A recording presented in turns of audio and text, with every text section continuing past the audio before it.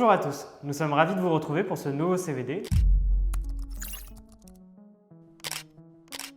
Au niveau du contexte, on va commencer avec 3 points. Le premier point, c'est au niveau des banques centrales et de leurs décisions monétaires. On a la première banque centrale des pays développés, la Banque nationale suisse, qui a décidé de baisser ses taux de 25 points de base. C'est une décision importante. La Fed, à peu près dans le même moment, a rendu une décision. Elle ne fait rien, mais elle a quand même prévu et prévenu le marché qu'elle donnera environ 3 baisses de taux durant l'année 2024. Notre deuxième point, c'est ce monétaire. Il est redevenu rémunérateur et donc depuis 2 ans, les investisseurs se sont rués vers lui. Aujourd'hui, une masse colossale de liquidités sont endormies et rémunérées à des taux monétaires qui bientôt deviendront moins intéressants. Quelle sera les perspectives de cet argent où il sera redistribué sur le reste du marché? Et le dernier point, sur plutôt la partie géopolitique, on aura sur l'année 2024 des élections qui seront importantes aux États-Unis avec sûrement un match entre Trump et Biden. Dans ce contexte, quelle est notre vision? Premièrement, les marchés ont déjà anticipé les baisses de taux en 2024, ce qui devrait soutenir les actions américaines. De plus, les entreprises ont des fondamentaux solides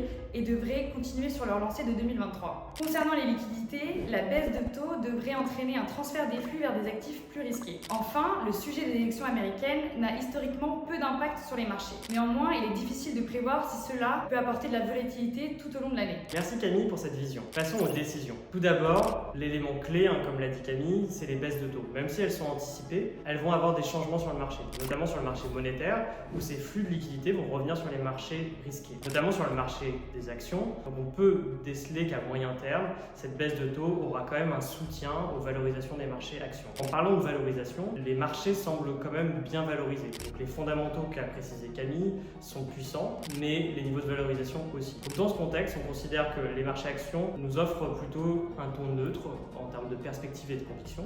On n'a pas forcément envie de les renforcer, mais ce n'est pas forcément le moment de vendre. Au niveau de nos décisions sur ce dernier point sur les élections américaines, on le voit plutôt comme une opportunité. Si jamais elle apporte de la volatilité sur les marchés, ça donnera l'occasion de se renforcer progressivement et de profiter de cette volatilité. Nous étions ravis de vous retrouver pour ce CVD. À bientôt pour un prochain CVD.